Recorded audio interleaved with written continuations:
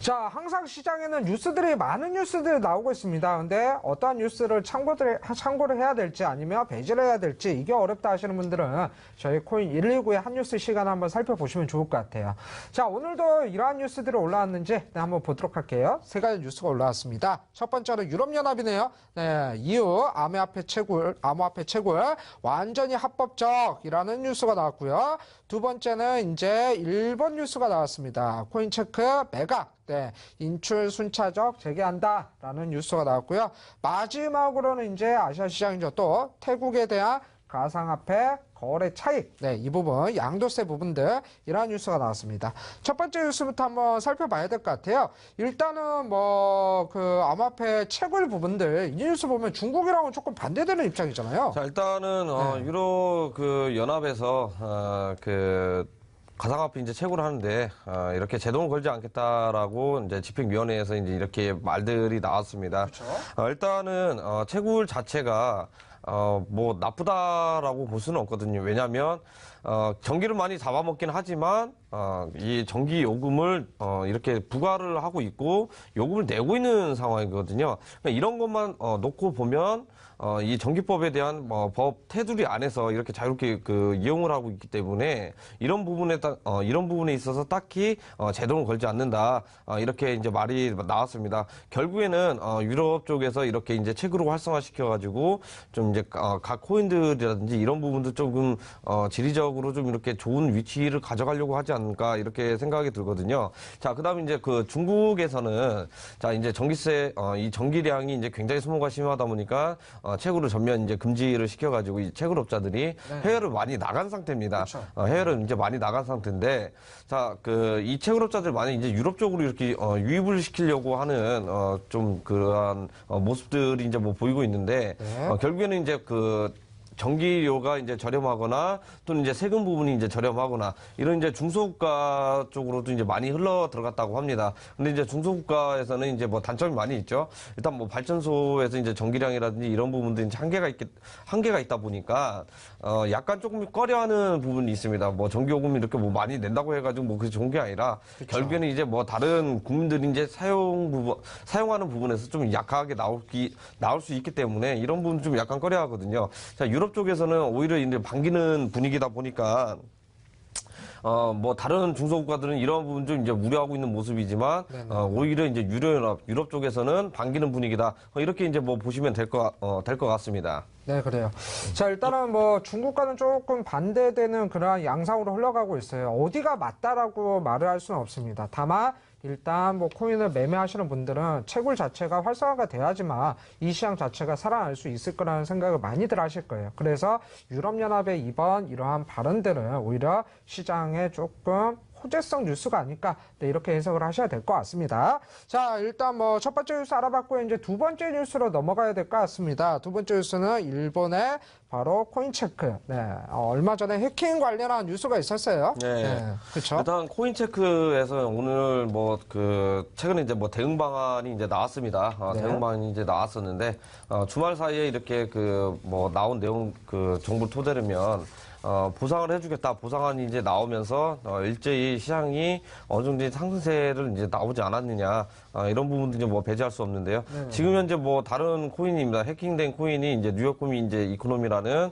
코인인데, nem코인이죠. nem코인인데 1월달 해킹했던 가격대 기준으로 해가지고 보상을 한다고 해요. 일단은 이제 그 보상적인 부분이 엔화로 이제 보상을 한다고 합니다. 약 4,500 정도 이제 되는데, 이제 이런 부분을 또 이제 채권자는 이제 충당을 하기 위해서 기존에 있는 아마도 이제 거래소 보유분 같아요. 거래소가 이제 가지고 있는 코인들을 일단 매각을 하고 어제부터 이제 매각을 하기 시작했습니다. 그래서 이제 시장이 어느 정도 좀 빠진 걸로 이제 생각이 되고 있는데, 거래소 보유 매각을 통해 가지고 자 이런 부분들 이제 보상안을 이제 마련한다는 거, 정말 이제 좋게 이제 대응을 했다, 이렇게 보시면 될 것 같은데, 여기에서 근데 이제 13개 코인들이 이제 상장이 돼 있는데 그 중에 이제 4개 코인만 이렇게 다른 지갑으로 이제 전송을 한다거나 입금은 금지되고 이제 출금을 할 수 있다, 이렇게 재개를 했는데요.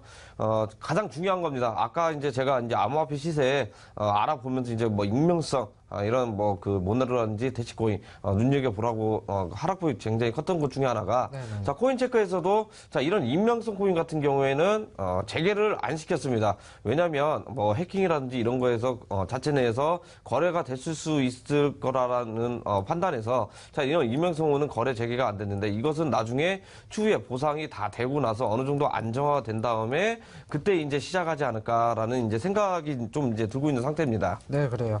자, 일단은 뭐 익명성 관련해서 모네로라는 코인이죠.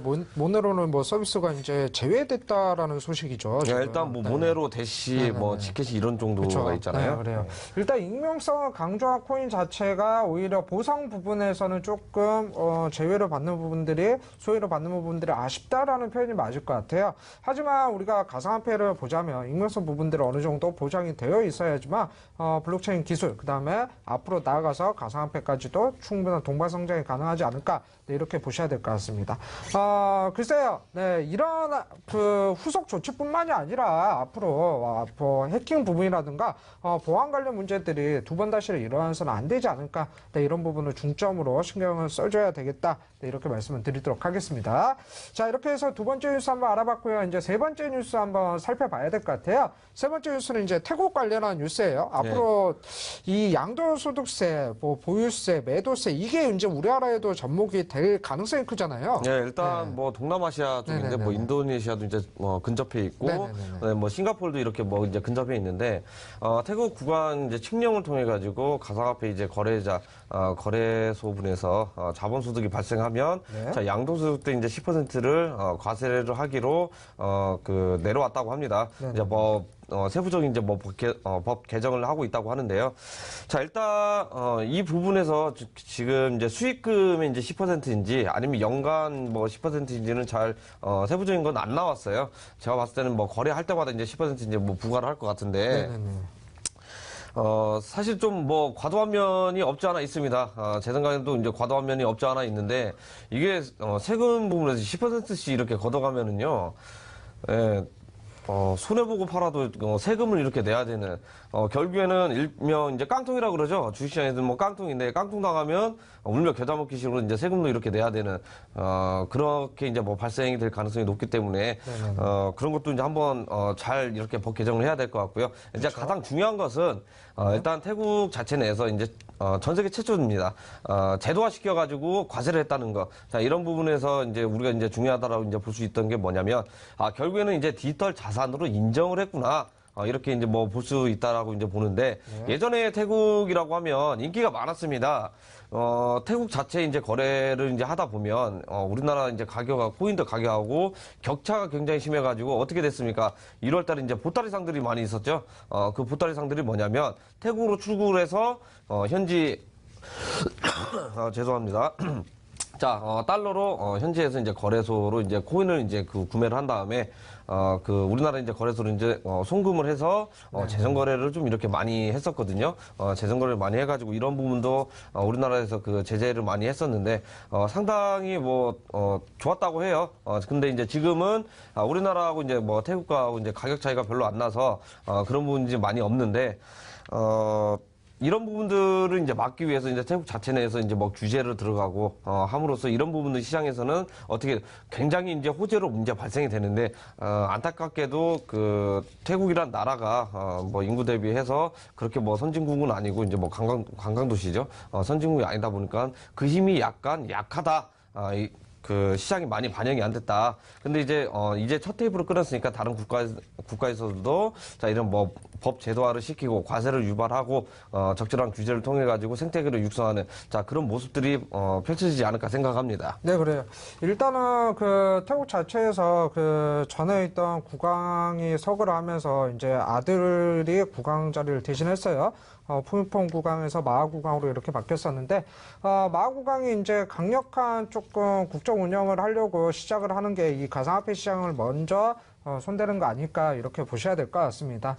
이런 부분들 조금 참고를 하신다면 앞으로 우리나라에서 제도적으로 이제 가상화폐에 대한 양도세 부분들 어느 정도 예상을 해볼 수 있지 않을까 이렇게 보셔야 될 것 같기 때문에 조금 이 뉴스 자체를 기울여서 한번 보시라 네, 이렇게 말씀을 드리도록 하겠습니다.